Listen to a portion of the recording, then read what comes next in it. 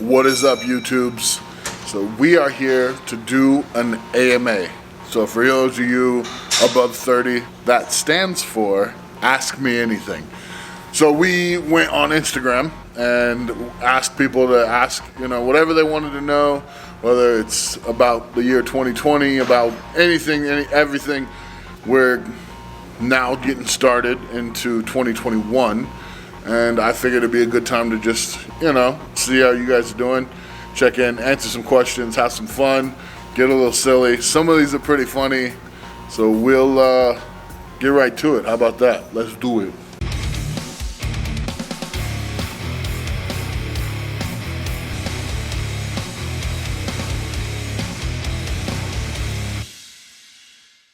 Hey, you. It's freezing outside and you know it. So snag yourself the new Strong and Pretty sweatshirt.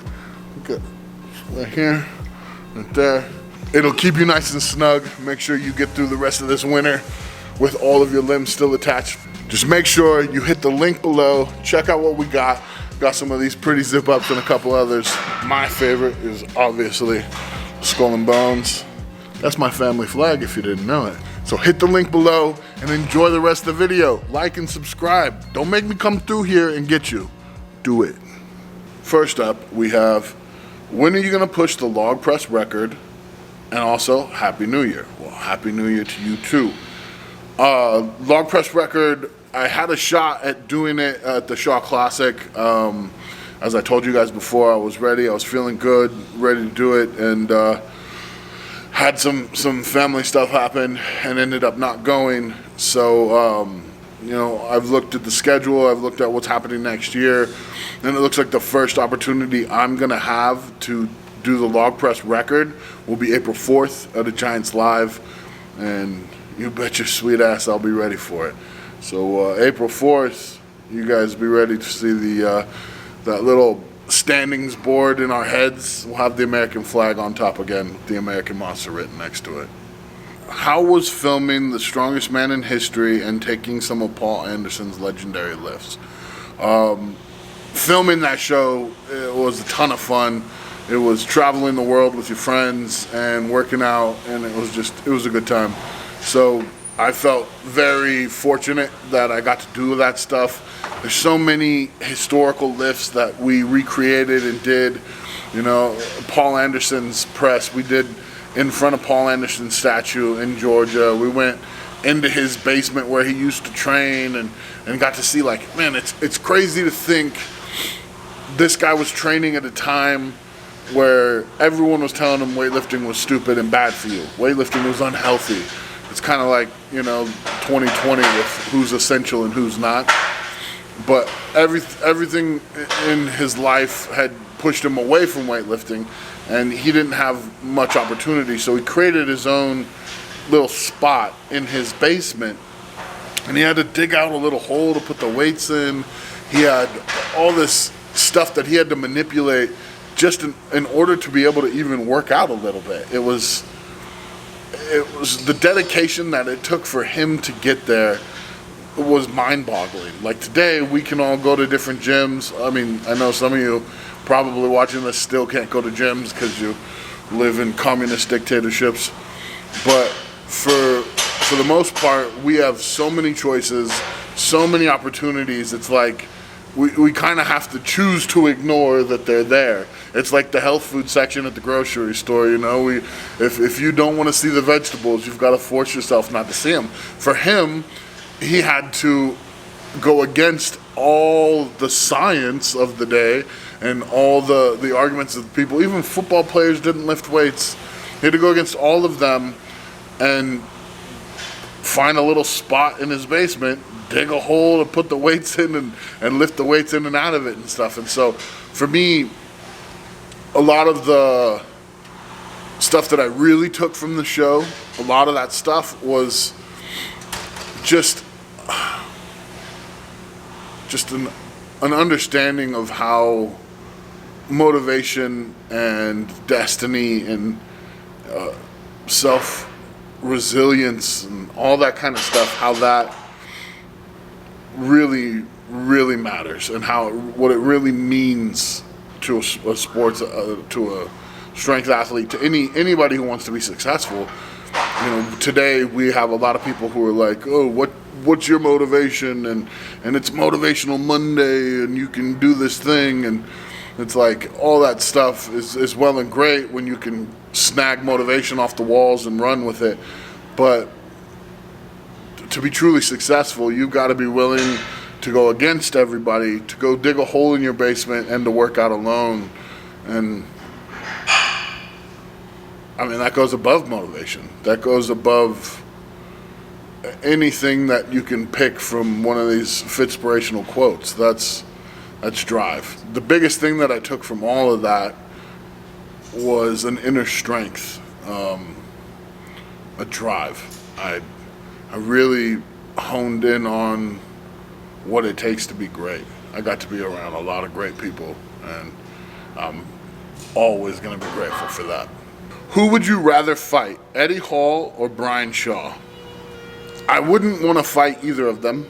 I think both of them would be equally tough. Like, let's just say it's a street fight, and I'm out on the street walking, and it's Eddie Hall on one side and Brian Shaw on the other, and they both want to fight, and I have to walk down either way.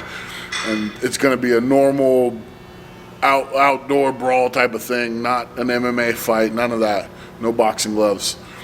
I think both of them present unique challenges. Eddie's more aggressive and educated in fighting. Brian is bigger and stronger, and I think, I don't know if Brian knows how to fight, but if Brian just gets his hands around you, you know, and puts you to the ground, it's going to be pretty hard to continue. Looking at all that, what I would say is between the two of them, I think I would win both fights, honestly, pretty easily. Pretty easily. I'd either fight them both at the same time, just so they'd have some kind of chance, or if I had to pick one, I would pick Brian, because Brian, I think they're both pretty much the same, like, challenge. Like, they're both going to be, like, if you were going to scale the challenge on 1 to 10, they're both going to be like top 10, maybe 9, you know. They'll be very hard. But Eddie is going to be the one to do all the dirty stuff. So, like, you fight Eddie, if I was fighting Brian, and let's say I got the upper hand, Brian would continue to fight normally and either win or lose. If I was fighting Eddie and I got the upper hand, Eddie's going to reach down in your pants and start trying to pull stuff off. He's going to bite you. He's going to cry and tell his mom. All those kind of things Eddie's going to do. So I would say Brian, and in all honesty, I wouldn't want to fight either of them. I would easily beat both of them. And there's your answer.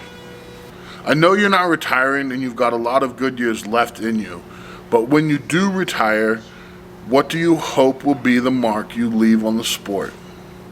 That is a great question. Honestly, like, recently I've realized that the mark that I wanted to leave, I already achieved that. I already achieved what I wanted to do coming into the sport, which is a good and a bad thing. But we'll talk about that in a second. But what I wanted to do was I wanted to change the sport's mentality. When I got into strongman, everybody told me, like, you can't make any money in the sport. There's no growth. There's no this. There's no that. It's stupid. You know, like, it was all a big joke and it was a waste of time. All that. And they were partially right, you know. For the most part, people weren't making money. People weren't, you know, they didn't have social media to capitalize on, that kind of things. It was a different time. And what I wanted to do in the sport was build it to be a grounds for opportunity for other people. I played sports my whole life, and I was very lucky to have this chance to be in strongman. I was very, very lucky and very grateful, and I wanted to make sure that, you know, people in the future who wanted to continue athletic endeavors had the opportunity. They would be able to get paid. And so what I did is I took up kind of more boisterous persona. I went to England and I just ripped them. Like, I was in stadiums with 10,000 people telling them they all sucked and the Queen was stupid, and I literally snatched beer from fans' hands and chugged it and threw glasses at them, all that stuff. I insulted an entire nation of people just to be the bad guy, because everyone in the sport before me was the good guy. And so I changed all that. I put all that on its head, and I made sure, like, everyone there would remember me, and everyone there invested in who I was. Like, they all hated me, but they were so invested. And I actually, like, at first, a lot of people took it wrong. A lot of people hated it. What's funny is now a lot of purists and guys who are like, you know, it's always an Englishman, and it's always a guy who's like weighs 80 pounds soaking wet, and he does commentary like this, like it's golf, and he needs to be quiet. Like, that's the kind of guy who will bad talk what I do, but that kind of guy has no idea what it takes to be successful at anything other than talking bad about other people. Most people, when I do those shows, when I end up being, you know, this crazy person in a stadium with 10,000 people, most people will line up to meet me and tell me how much fun they had with me being the bad guy. I've been hugged and told how amazing I am at giving them someone to boo.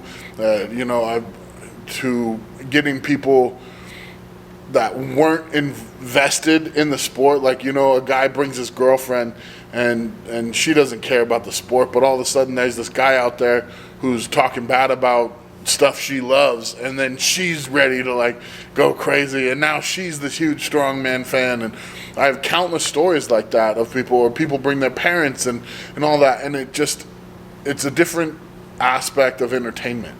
When you look at our sport 10 years ago versus now, we've learned how to entertain, and we've learned that our mouthpiece and our attitude is actually what makes us money. And now there's all these young guys coming up who are, I mean, just basically copying what we did. And there was, you know, I think there was two of us, maybe three of us that kind of started this thing. And Eddie and I definitely deserve a lot of that credit. I'm not trying to toot my own horn too much, but Eddie got to be the good guy, like everyone always wanted to, and I had to be the bad guy. We got lucky that a lot of that stemmed from real beef. You know, I don't want you to think we made that up at the beginning, because the beginning, Eddie and I, we had to be separated. People had to make sure that we weren't on the same part of the locker room. You know, there's a reason when Eddie went and tried to break the log record, he had to be in the freaking hallway, and I was on the other side of the stadium. It was because people knew we were going to fight if we got into it and if we got close to each other. He and I grew together and became friends, and it became a whole different thing. But, you know, as far as changing the idea of the sport, and where you look at all these young kids and how all of them are now, you know, they're talking more, they're a little bit flashier, they're entertaining, they can be good, they can be bad, they can be the heel, or they can be the baby face, whatever. It doesn't, none of that even matters, and it all changes like that. But they're not just picking things up, putting them down, and walking away. You know, it's very, very different. And I think that's the mark that I left on the sport. Not by myself, but I had a lot to do with it. A lot. And even the people who hate me because of that can't disagree with that. And so I think that's the mark that I wanted to leave, and I did leave it. I've got a few good years left, and I want to leave it all out on the field. And I hope that answers your question. Are you going to continue the Have a Beer series? And who has been your favorite guest? Definitely looking at continuing the Have a Beer series. It was a ton of fun. For those of you on here that haven't seen it, just scroll through my page. my videos here, and I did a Have a Beer series with some really cool people. We will be continuing that. It's been a little bit harder to do on lockdown. I don't like the Zoom interviews and stuff are fine, but with the Have a Beer, what was really great about it was that like the interaction was immediate and real. And when you're drinking beer with people, it's so different being face to face. Just like like when you watch the Hot Ones series now, I don't think they're nearly as good as they were before, and I don't think even they would argue. It's just better with actual interaction, and I don't want to put something out that's 50% of what it should be. My favorite guest, oh my God, like I can't say my favorite guest. I don't know. I had some of my best friends on that show. What was great was like almost every single person that I had on is a lifelong friend of mine and just people who mean the world to me. Brian was great, and we did Goldberg. Goldberg was awesome. We got to hang out at his place and do a bunch of fun stuff before we did it. Same with Brian. Outlaw was a blast. He's so awesome. Matt Carricker was great. Like, how can I pick between all these people? I will say, though, when I went and filmed it with John Party, I had not met John before that. And sat down, and I was late. It was funny. It was like, when you're the interviewer, you're not supposed to be late. That's like the people, the talent is supposed to be the late one, but I ended up being way late. Sat down, and we clicked, man. He's such a cool guy. So much fun, and I wanted it to be that way because I'm such a big fan. I've loved his music for years and years and years. I've been dancing with my girl to that music forever. John Party's music is just the best country music to dance to. It got depth to it that like I've loved him for a long time, and I was worried about meeting him because I like him so much, because I'm such a big fan. And he was awesome, like the coolest dude. We had a freaking blast. Like it was one of those like interviews that we kind of had to just be like, all right, we need to stop. Like this has been way too long, and people aren't going to watch this long. We got to chill out. And now him and I are close friends, and we talk a lot too. So I would say that one was unique because was the first time meeting someone who I was such a big fan of, and I was just blown away at how awesome it was. All right, well, thank you guys for your questions. A lot of really great stuff. I hope you guys feel informed and entertained at the same time. We, over here at American Monster Productions, we love you guys. I love going through and looking at the comments and everything. You guys are awesome, and we hope you guys will continue to follow with us all the way through 2021 and whatever else craziness happens. We're going to keep coming out with cool stuff. We're going to keep coming with the stuff you want while still trying to be uniquely us. And we hope you guys at home are having a great new year. Stay strong, stay pretty. Love you guys.